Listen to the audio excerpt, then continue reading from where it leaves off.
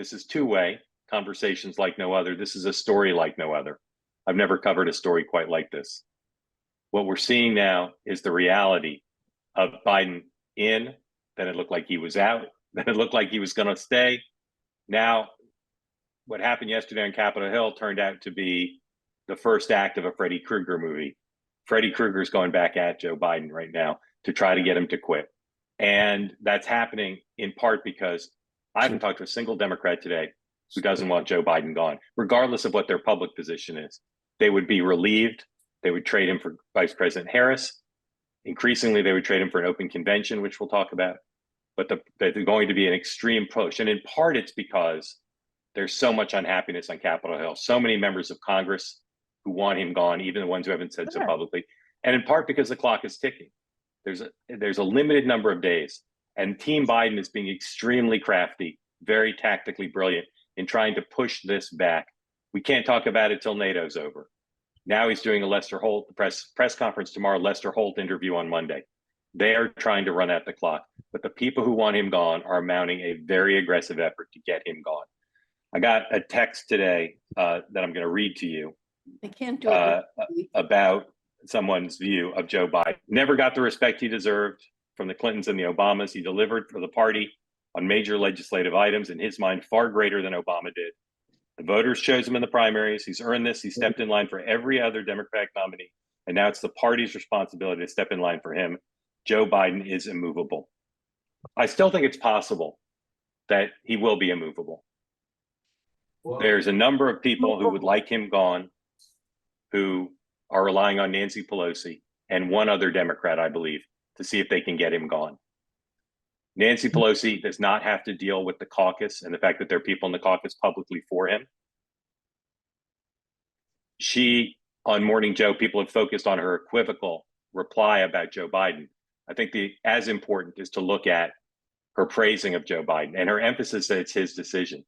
Anyone who thinks they're going to impose a decision on him is wrong, I believe, from what people I've talked to and from knowing Joe Biden. The way to get him out is to lead him to believe that he can't win. There's a lot of polling data out there paid for by donors and politicians to demonstrate in their minds more emphatically than the public polling that he can't win. But this notion of he can't win, which is the received universal wisdom amongst almost every Democrat, is not something Joe Biden's just going to accept, particularly in July. And so there is an effort underway to say what kind of polling data would make a case you can't win as the way they believe they can get him out. There's some indication now that it's not going to be a Joe Biden decision as much as a Jill Biden decision. I'm looking into the question of something I don't know anything about, which is the Jill Biden, Nancy Pelosi relationship. If anyone on this call can speak to that, please raise your hand when the time comes. That's going to be important. The Clooney op-ed is not a vanity op-ed by a Hollywood celebrity. He's an extremely smart guy. My indications are that he didn't do that on his own. And it's devastating for President Biden and his efforts to stay in office, although not necessarily dispositive, because of three reasons. Number one, Hollywood money. People in Biden world where Jeffrey Katzenberg is leading the fundraising, very difficult for them to go forward with that Hollywood money. And while Clooney is not all influential in Hollywood, he's damn influential. Number two, Clooney wrote about the fundraiser that he did with the president not that long ago, which famously where Barack Obama led Joe Biden off the stage.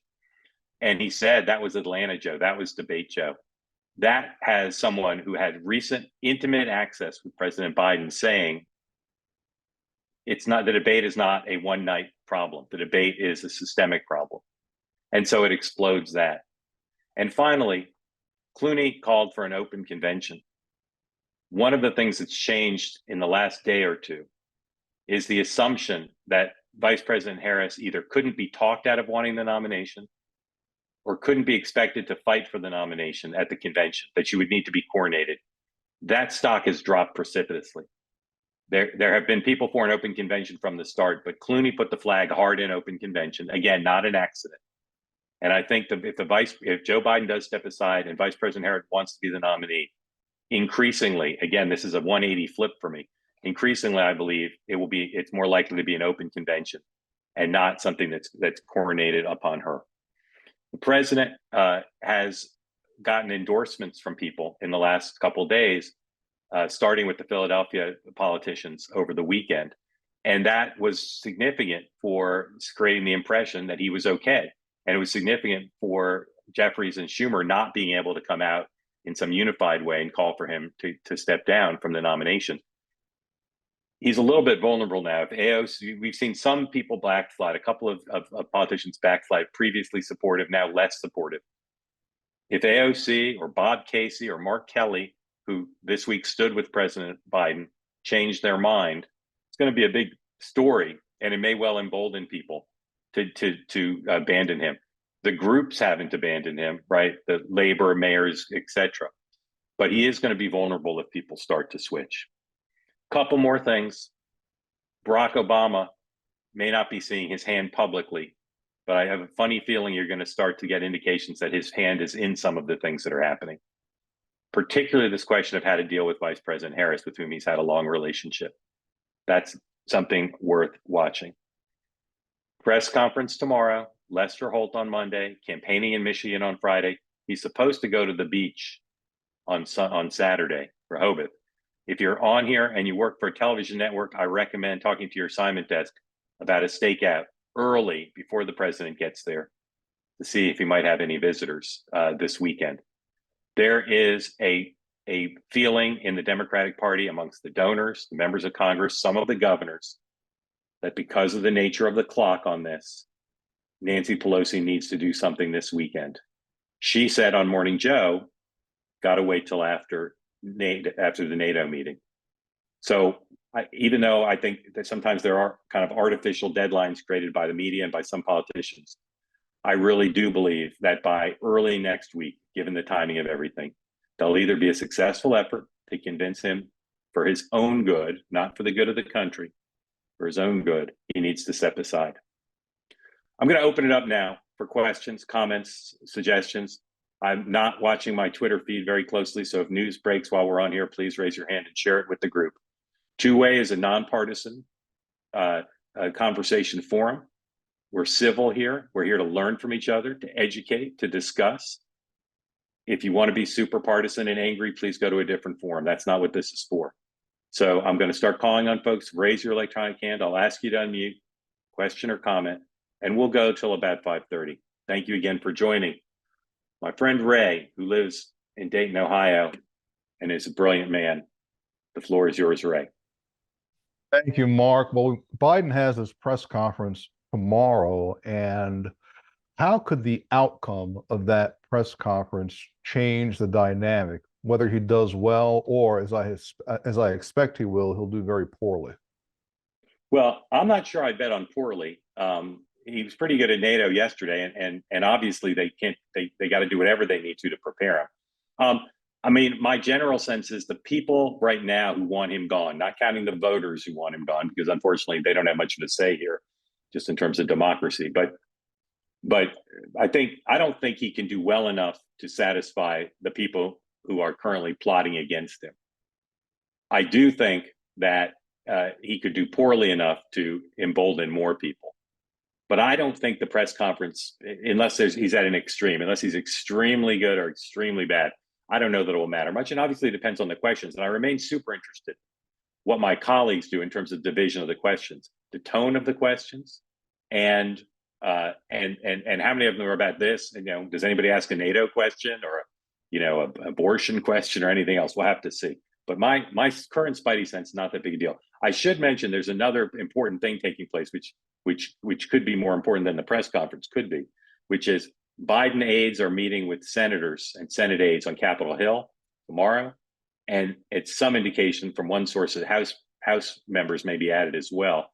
This is the Biden high command, the most senior people, and they'll come armed with a lot of arguments about why everybody should stick with Biden. But that could end up being quite a contentious session because of, amongst other things, you haven't really seen Clooney kind of, shattered this, but you haven't seen very many people who spent time with Joe Biden acknowledging that Atlanta Joe is a real thing and not a one-night aberration. And I think a lot of members of Congress are going to press these folks because these are folks who spent time lately with Joe Biden and ask them, what's the deal? explain how he's not going to make another big mistake. Thank you, Ray. Let's go to Chris Simmons, please. Unmute. Am I unmuted now? Yes, sir.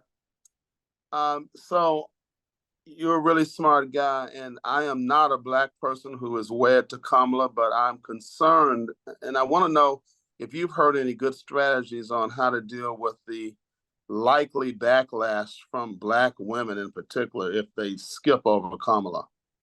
Yeah, great question. So I don't think they can skip over her completely.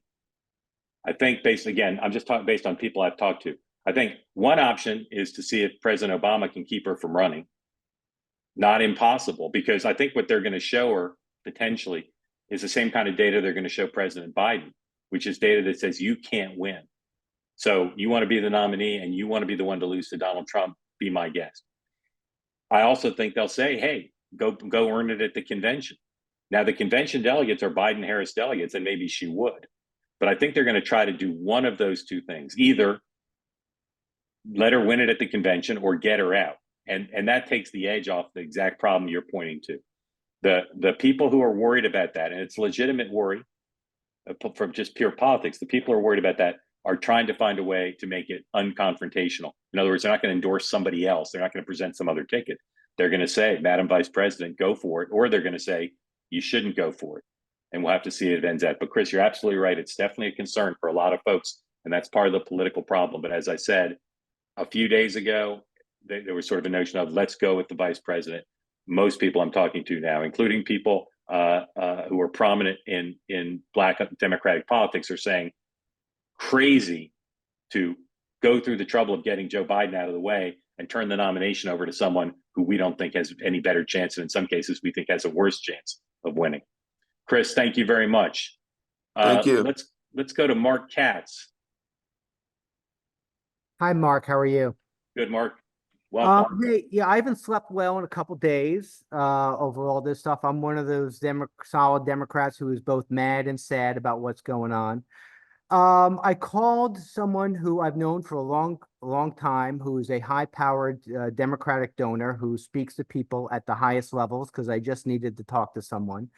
And I wanted to share, without revealing any proper nouns, I just wanted to share the notes that I took, what this person had to say to me that brought me up to speed. And you're right there with it. But this person said to me that the nominee can't and won't be President Biden. He's been I just gave away the pronoun. This person has been in this conversation since before June 27th. So this precedes the debate that this conversation has been going on. This person has been engaged in these conversations since before then. I pitched what I've been calling the Katz plan, which the P is capitalized in Katz plan. That's how good a plan it is. I've brought up some of it in our conversations. I believe that the president should step aside in between conventions. So Donald Trump spends the entire convention week bashing the wrong person. Change horses in between conventions. I think he should endorse. He would endorse the vice president, who would then name Gretchen Whitmer as his VP. As you know, I'm an advocate of an all-female ticket. I think it's a game changer as far as the fundamentals of the race and how people understand, the choice they're making. That it's time, after 46 male presidents, it's time to think about what female leadership can look like in this country. And third, Mark, yeah, go ahead. Third part of this plan is to name Josh Shapiro the Attorney General ahead of the election, thereby getting I pitched this idea just because this is, I've been pitching it to anyone who will listen. My person said he liked it, except he wasn't interested in Kamala Harris at the top of the ticket. Yeah. Did not think it was. Go ahead, Mark. Yeah. Well, I think the two flaws in your plan that would be identified by most of the people I'm talking to. One is increasingly they don't want Kamala Harris at the top of the ticket, and they believe they can find a solution to that. Right. But the other is that people aren't interested in waiting. People want this resolved well Yeah. before I'm between the conventions. I'm a humor writer. I'm not a political strategist, so that's the value of the plan. But this person has been talking to people at the highest levels and believes it's up to Schumer and Pelosi to do their job and to move on from the president, however that happens. And he said among the donor class, Whitmer is the consensus. He believes is the consensus choice, which would, in his mind, require African-American vice presidential candidate, not from a swing state who's currently in office, not giving up a Senate seat. So that would, Right. Senator Warnock, but maybe Cory Booker from a safe state, where you could, but that was just talking to someone who, is talking to people at the highest levels, has a lot of skin in the game as far as his own dollars are concerned. And felt strongly that it would not be the president, not be Biden who was on the ticket when all said and done. Right. Mark, thank you. Again, raise your hand if you've got a question. I continue to urge someone who is a female to ask questions. Got all men hands up right now. Don't know why that is, but we love questions from everybody. So let's go to Greg Zott, and floor is yours, Greg. Unmute, question or comment. Am I unmuted? You are. Okay, thank you, Mark. These have been fantastic, by the way. I'm in Michigan here, and that was very interesting to hear that Whitmer is so held so highly regarded by the donor class. Not all the donor class, but some. Yeah, Greg, just tell everybody, Greg, who'd you vote for in the last two presidentials? Well, I have bad news for everyone. I could not vote in the last two presidentials, so I can't vote for Trump. I did not want to vote for Hillary Clinton, and I did not vote for Joe Biden either. So I've been. And what are your plans for this election? Well, until this craziness happened, I thought that I was going to vote for Biden. I can't vote for Biden now. What I find interesting is that my friends who support Biden are still going to vote for them, even though they're telling me that they know that he has precipitously declined, that it's dangerous for the country, but they cannot stomach the chance that Donald Trump would win, so they're going to vote for him. So I think part of this argument to get Biden out, I unfortunately still believe that he can make a fairly strong case that people are going to vote for him because his opponent is Donald Trump. And if there's really no one else that's going to be more powerful than him, more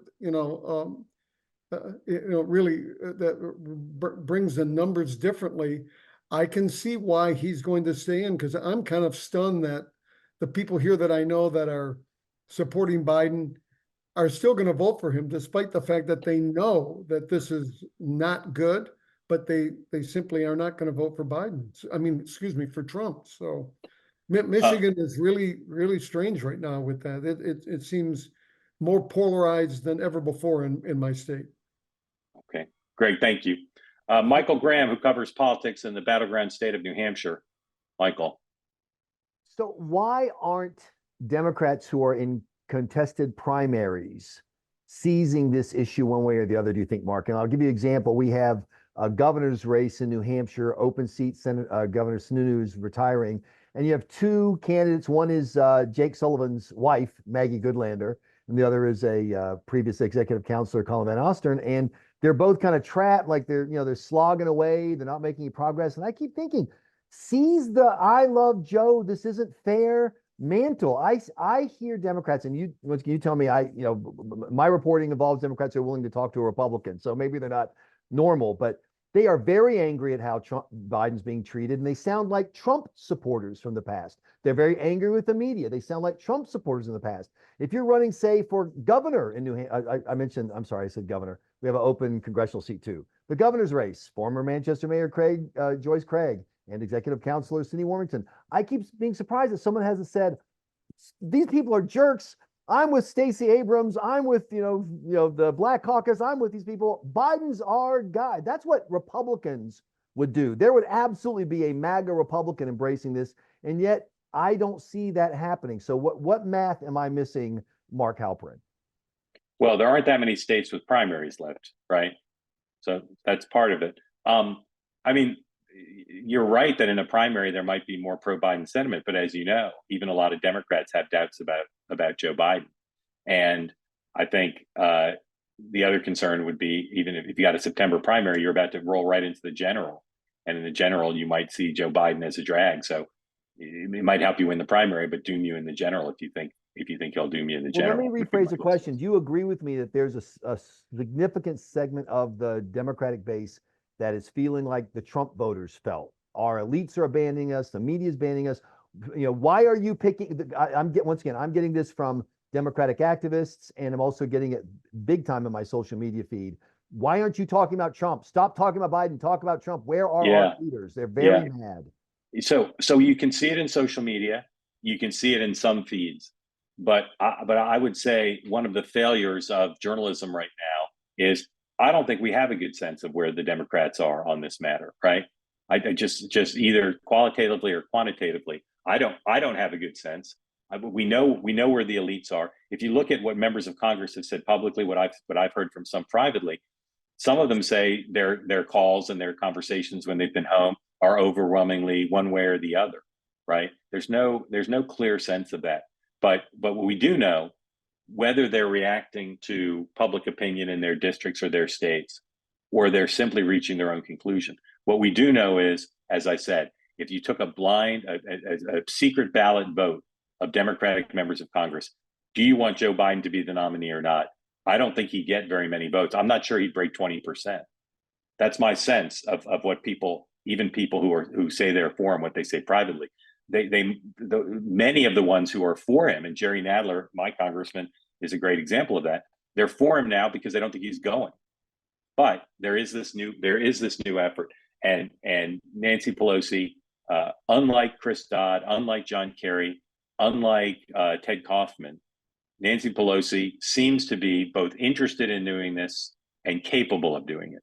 Right. And so I think she's the singular person here. And as I said at the top, for those of you who missed it, my sense is that her advocacy will be and needs to be as much for Jill Biden as it is for Joe Biden, in part because she needs to be on board, probably for it too. But in part, it's not clear that he's going to be as capable of making the decision as she would be. One last thing to add, Senator Jeanne Shaheen, as you know, Mark, is a very bellwether senator. She's right in the middle of the Democratic caucus, Democratic field. She was asked on a radio show this morning if Biden is fit to serve, and she said the president has to make that decision. I believe ultimately he's going to do what's in the best interest of the country. I'm going to give him some time to make that decision. So basically reading off the Nancy Pelosi messaging cards. Yeah. Again, thank you, Michael. Again, if you believe that Joe Biden will stay in this a la Bill Clinton 92, and I'm about to call on John Podhoretz, who has strong views about the Clinton 92, Biden 2024 comparison. Bill Clinton stayed in when he had a few people like Dave McCurdy, congressman from Oklahoma, flew to New Hampshire and stayed with him. His friend Dave Matthews stayed with him. One of the key people who, if he flipped, I think would be devastating for Joe Biden, is not flipping, at least not yet. Bob Casey told CNN tonight no when asked if he agreed with Michael Bennett's view that Joe Biden would lose in a landslide or lose the election and cost whether Biden was on track to lose to Trump and cost them Congress. He said, no, that's my view. So Bob Casey at least is staying with him. And I think, again, if Joe Biden is inclined to fight and not listen to Nancy Pelosi or anyone else who talks to him, he's going to key off of, I'm quite certain, people like Bob Casey. John Podhoretz, whose podcast is beloved among the two-way community. You guys are like, this is such an ego boost for me reading the chat that two-way is many things, but it's the Podhoretz fan club, amongst other things. Thank you very much, everybody. I have a question for you relating to this question, whether there are going to be new primaries. That all seems a little crazy to me because I don't know how you organize it and get it done and get the machines out and get the locations and all of that. But I can see an open convention, and the thing that's missing from all this talk is that there are 4,000 Democratic delegates, And my guess is, and this is, I'm actually asking you because I'm really not, this is not my field of expertise, but that 30 to 50% of them are very, very, very left wing. I mean, Mhm. like way to the left. Yeah, correct. They're institutional, they're Yeah. union people, they're okay. So 100%. they're not going to pick Mark Kelly.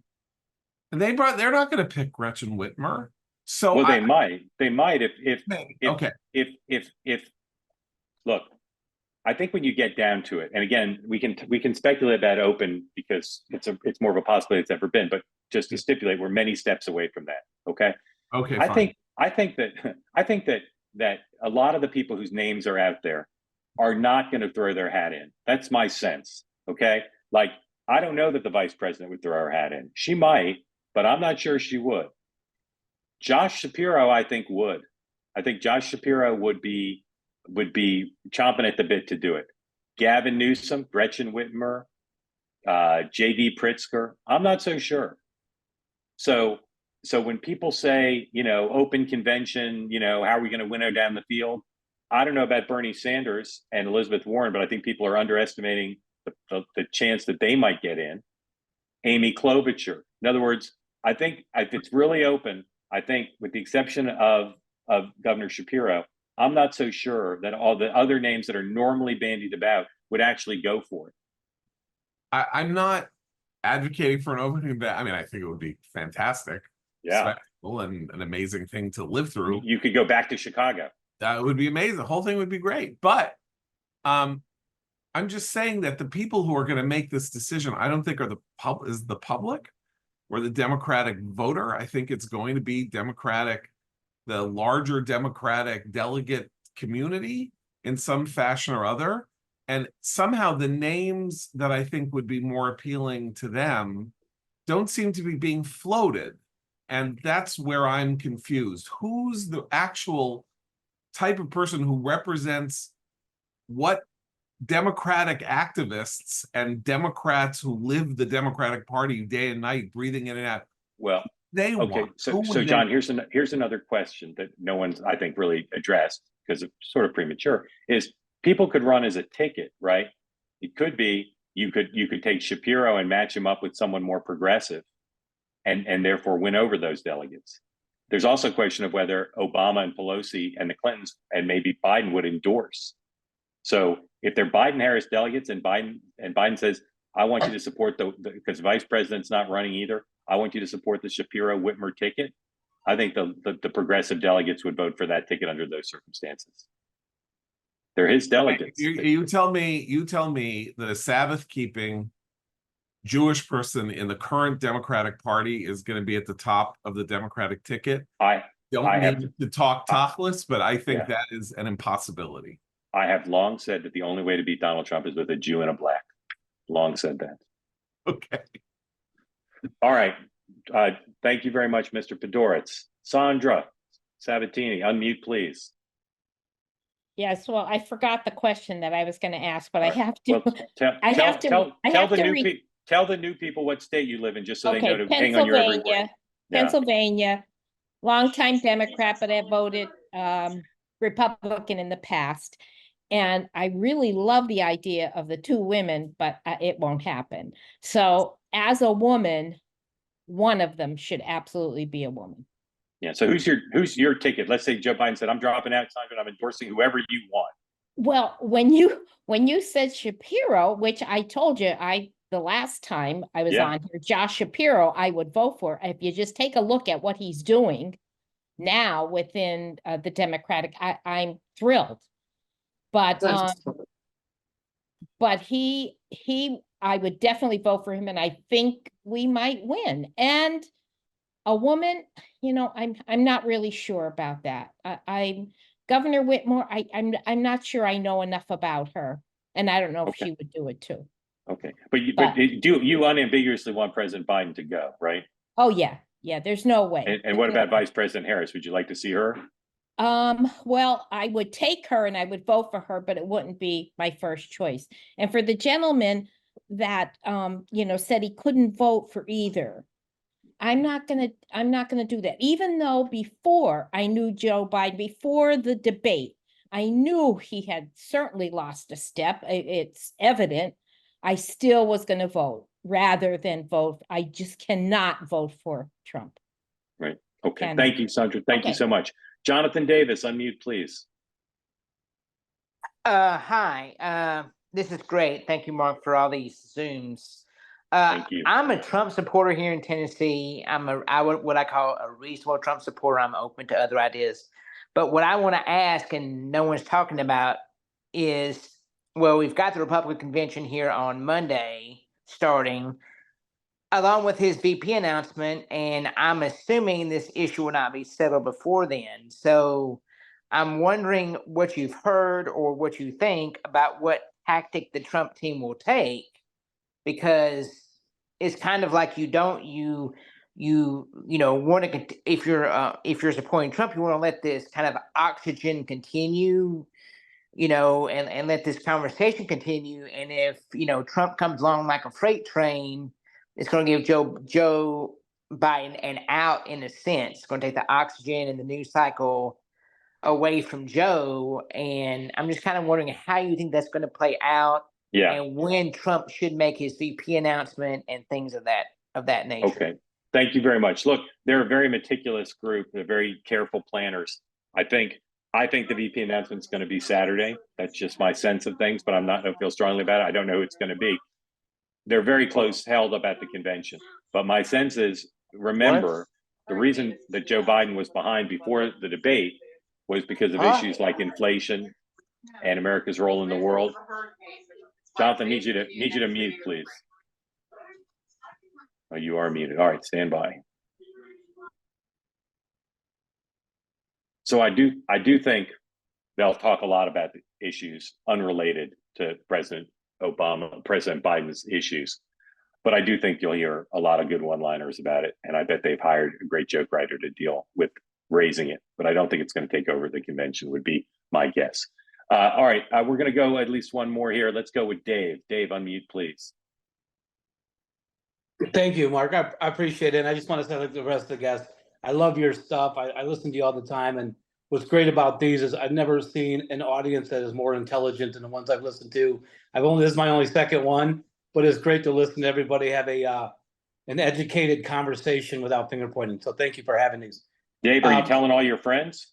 I am. I am. And I've got I'm up in a little town in Arizona that is incredibly red.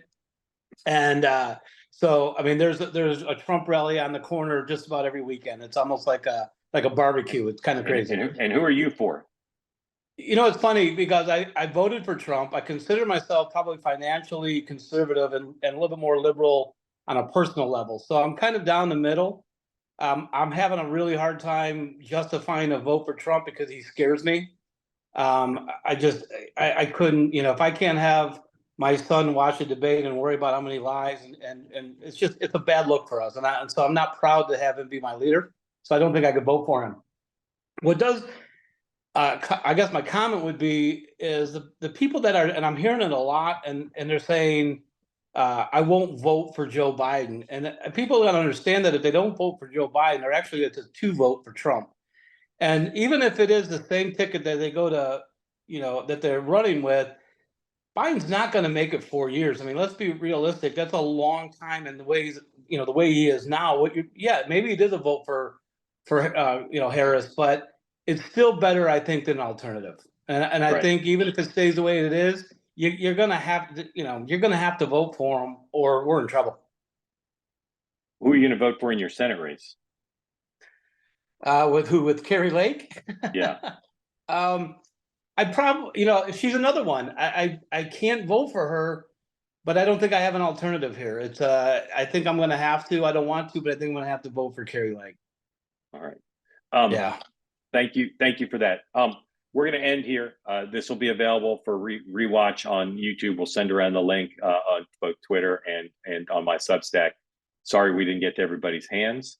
And we'll be back soon with another two-way, I'm quite certain, before too long. But thank you very much for jumping on at the last minute.